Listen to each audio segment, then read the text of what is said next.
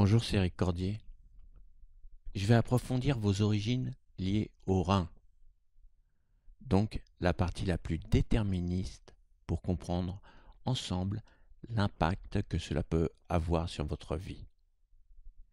Il est très important de savoir d'où l'on vient pour avoir une certaine idée de ce que vous avez hérité et savoir comment gérer tout ça.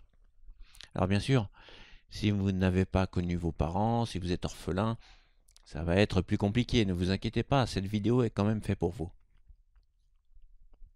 Pour ceux qui ont eu la chance d'avoir des parents, grands-parents, voire même arrière-grands-parents, vous ne perdrez jamais votre temps de discuter avec eux pour qu'ils vous révèlent comment comment étaient les membres de leur famille sur le plan psychologique, professionnel, physique, habitude de vie, etc. Et croyez-moi, en vous renseignant, cela peut avoir un impact énorme sur votre mode de vie pour ne pas faire n'importe quoi en vous dirigeant vers une mort prématurée. Non, je n'exagère pas du tout. Il faudrait prendre cette vidéo très sérieusement. Si elle peut avoir un impact important sur la suite de votre vie, alors ce sera gagné. Ce n'est pas en gardant pour soi ce qui peut faire du bien à d'autres que le monde peut s'en sortir. C'est le partage la solution. Vous avez sûrement entendu autour de vous des prises de décision radicales, qu'elles soient alimentaires, sportives, habitudes quotidiennes, etc. Par exemple, ça y est, c'est décidé, je ne mange plus de viande, ou bien je ne bois plus de lait, ou encore je supprime le pain, trop de gluten. On peut aussi devenir hyper inactif en travaillant dans un bureau. Or, cette inactivité peut être encore plus nocive si vos ancêtres étaient des personnes plutôt très actives. Voilà. Nous touchons là un des points essentiels de la médecine chinoise, la préservation de la santé. L'énergie originelle qui est située dans les reins, ce que les Chinois appellent le Mingmen, se nomme le Yuan Qi. Qi étant l'énergie, Yuan étant l'origine. Dans cette énergie originelle, il y a exactement tout ce que vos ancêtres étaient pendant plusieurs générations. Toutes leurs habitudes de vie sont dans vos reins. Et cela a un impact considérable sur ce que vous êtes, sur ce que vous pouvez encaisser, vos forces ou vos fragilités. Mais ça va plus loin que ça. Puisque comme vos ancêtres ont préparé certains terrains qui sont vos forces, vous pourrez faire des excès dans ces domaines. Il ne vous arrivera absolument rien puisque votre lignée a créé cette habitude. Dans cet excès, vous serez solide. Voici pourquoi certains fument jusqu'à 80 ans sans aucun cancer, car derrière, il y a des générations de fumeurs sans maladie.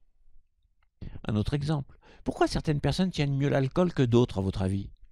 Si vous êtes d'une lignée qui aimait bien boire de l'alcool, votre corps est peut-être plus habitué que d'autres et vous développerez moins de maladies en rapport avec l'alcool que d'autres personnes chez qui les parents et les grands-parents ne buvaient pas, par exemple.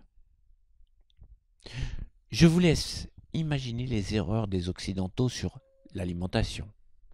Imaginez une personne qui décide de ne plus manger de pain du jour au lendemain car il y a du gluten, alors que ses ascendants étaient de gros consommateurs de pain. Qu'est-ce que ça va donner? Eh bien, le Yuan Qi, l'énergie héréditaire, va être blessé tellement le choc va être important. Cela peut même avoir un impact sur la santé en général. Imaginez un autre scénario.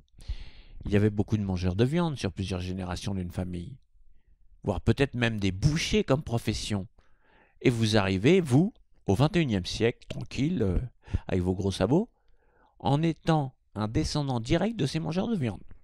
Et comme vous êtes de cette première génération bourrage de crâne, influencé par les médias, que vous fassiez comme tout le monde, pour que vous fassiez comme tout le monde, vous vous fichez totalement de comment s'alimentaient vos ancêtres, allez hop, du jour au lendemain, vous rompez cette tradition, vous devenez végétarien. Vous n'imaginez même pas l'impact négatif que cela va avoir sur votre énergie originelle. Ce changement par rapport à votre hérédité peut être catastrophique. votre organisme n'a pas le temps de s'adapter et au lieu d'obtenir les bénéfices que vous écoutez dans la presse sur le végétarisme, cela va avoir un impact négatif considérable sur votre santé.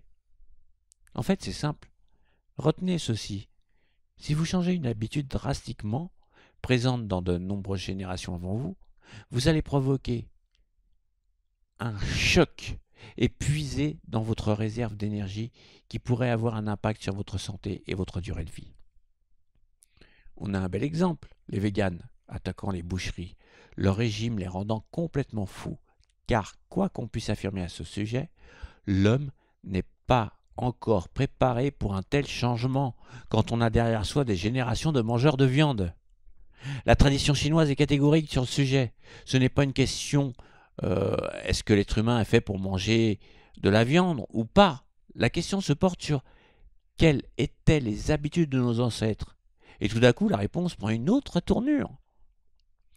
C'est à cause de ces changements permanents que l'être humain devient agressif, que la colère, venant du foie, selon la tradition chinoise, monte, atteint le cœur, le cerveau, causant des AVC, etc.